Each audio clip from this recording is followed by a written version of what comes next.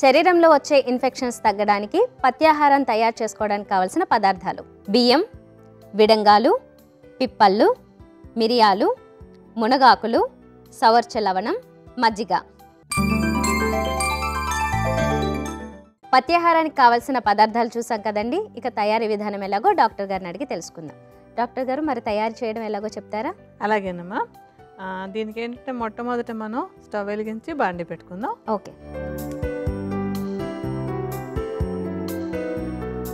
ఇందులో సుమారుగా ఒక 4 కప్పుల నీళ్లు పోద్దాం.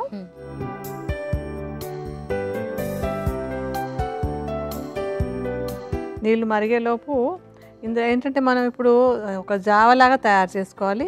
నీళ్లు మరిగిన తర్వాత అందులో మనం బియ్యం అది వేద్దాం. ఈ లోపు నీళ్లు మరిగేలోపు మనకి కావాల్సిన మిగతా పదార్థాల గురించి తెలుసుకుందాం. Okay doctor. ఇందులో మనం మునగాకులు వేయబోతున్నాం. మునగాకులకి ఏంటంటే ఇన్ఫెక్షన్లను తగ్గించేటువంటి గుణం బాగా ఉంటుంది.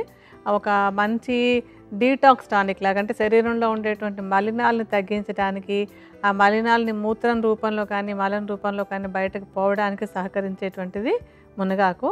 ఈ మునగాకుని అంటే దీనికి పెద్దగా కొలత అక్కర్లేదు, ఒక గుప్పెడు మునగాకులు వేసుకుంటే సరిపోతుంది. సో ఇది మనం కడిగేసి నీట్గా శుభ్రంగా కడిగి రెడీగా పెట్టి ఉంచుకోవాలి. తర్వాత మనం తీసుకునేది ఏంటంటే విడంగాలు. ఈ విడంగాలు అనేది ఇన్ఫెక్షన్లు అంటే వైరస్ కానీ బ్యాక్టీరియా కానీ ఇతర అనవసరమైనటువంటి ఇన్ఫెక్షన్లు ఏమి శరీరంలో ఉన్నా సరే అవి తగ్గించడానికి బాగా ఉపయోగపడుతుంది. అలాగే ఇది ఒక రసాయనం కూడా అనమాట. రసాయనం అంటే శరీరానికి బలాన్ని ఇస్తూ ఇటు ఇన్ఫెక్షన్లను తగ్గిస్తూ ఉంటుంది అనమాట. రెండు మంచి లక్షణాలు ఉన్నటువంటిది. సో ఈ విడంగాలను చూర్ణంలాగా చేసేసుకుని ఉంచుకోవాలి. అంటే మనం వేసుకోవడానికి సుమారుగా ఒక చెంచాడు చూర్ణాన్ని తీసి విడిగా పెట్టుకోవాలన్నమాట. తర్వాతది పిప్పళ్ళు. పిప్పళ్ళు కూడా రసాయనంగానూ పనిచేస్తాయి, అలాగే కృమిహారం అంటాం అనమాట. అంటే ఇన్ఫెక్షన్లను తగ్గించడానికి కూడా బాగా ఉపయోగపడుతుంది. దీనికి ఉండే ఇంకొక మంచి గుణం ఏంటంటే ఆకలిని జీర్ణశక్తిని కూడా బాగా పెంచుతుంది. ఆకలి జీర్ణశక్తి పెరిగిందంటే న్యాచురల్గానే శరీరానికి ఒక బలం, అంటే తన్ని తను రక్షించుకునేటువంటి రోగనిరోధక శక్తి రెండూ వస్తాయి. ఈ పిప్పళ్ళను కూడా కొంచెం అంటే నేతిలో వేయించి చల్లారాక పొడి చేయాలి. ఈ పొడిని కూడా ఒక చెంచాడు తీసుకుని పక్కన ఉంచుకుందాం.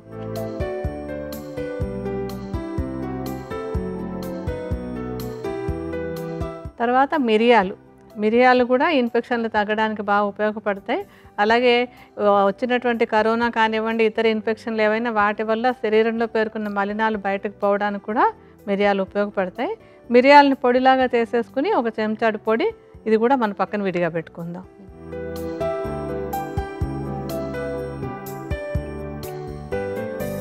ఇంకొకటి సవ్వర్చ లవణం అని ఉప్పుల్లో ఒక రకం అన్నమాట. ఇది అంటే మామూలు ఉప్పులాగా కాకుండా కొంచెం సవ్వర్చ లవణం, అది కాస్త ఈ కఫదోషాన్ని తగ్గించడానికి దానికి ఉపయోగపడుతుంది. అంత తేలికగా దొరకకపోయినట్టయితే కనుక సైంధవ లవణాన్ని వాడుకోవచ్చు. ఇది పొడి చేసుకుని రెడీగా ఉంచుకుందాం. ఇప్పుడే వెయ్యం దీన్ని. మనం చివరిలో ఉప్పు వేసుకున్నట్టుగానే దీన్ని అంటే మామూలు మన జావ రెడీ అయిపోయాక ఆఖరిలో వేసుకుందాం. నీళ్ళు కాగుతున్నాయి కదా. ఇప్పుడు మనం 4 కప్పులు నీళ్లు పోస్తే సుమారుగా ఒక అరకప్పుడు బియ్యాన్ని దానిలో మనం వేసి ఉడికించుకోవాలి.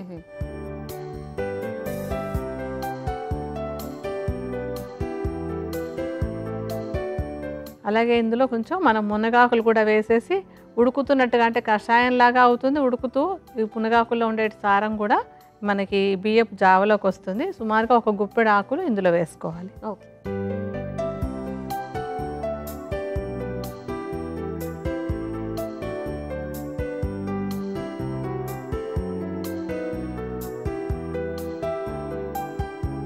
బాగా ఉడికినట్టుగా ఉంది కదా. ఇప్పుడు ఈ ఉడకడం చివరికి వచ్చినప్పుడు మనం రెడీగా పెట్టుకున్నాం ఇందాక చూర్ణాలన్నిటిని, ఆ చూర్ణాలను ఇందులో కలిపేసుకుందాం. ఓకే.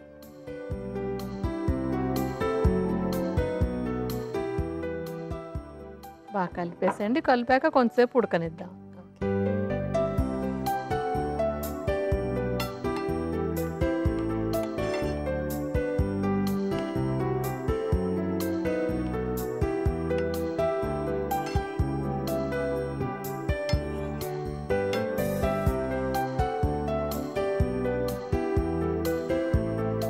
ఈ చూర్ణాలు వేసిన తర్వాత ఎంత సమయం ఉంచాలి డాక్టర్?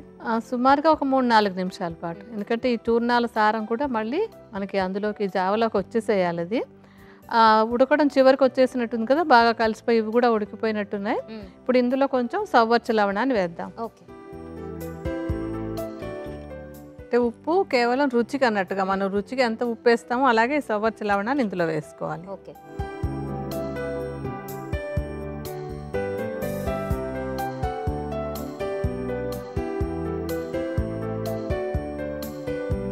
బాగా పూర్తిగా ఉడికిపోయింది కదా. అవును. దీన్ని ఇప్పుడు మనం ఒక బౌల్లోకి తీసుకుందాం. ఓకే.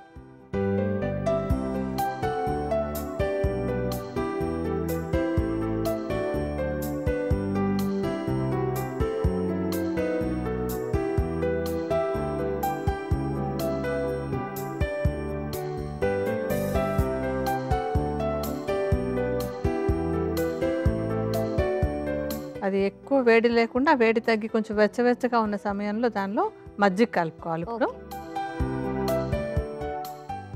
మజ్జిగ ఎంత వేయాలి డాక్టర్? మజ్జిగ అంటే అది బాగా కలిసిపోయి మనకి జావ తాగడానికి అనువుగా ఉండాలన్నమాట. తినేటట్టు కాకుండా కొంచెం పలచగానే ఉండేటట్టుగా పోయండి దాన్ని. ఓకే.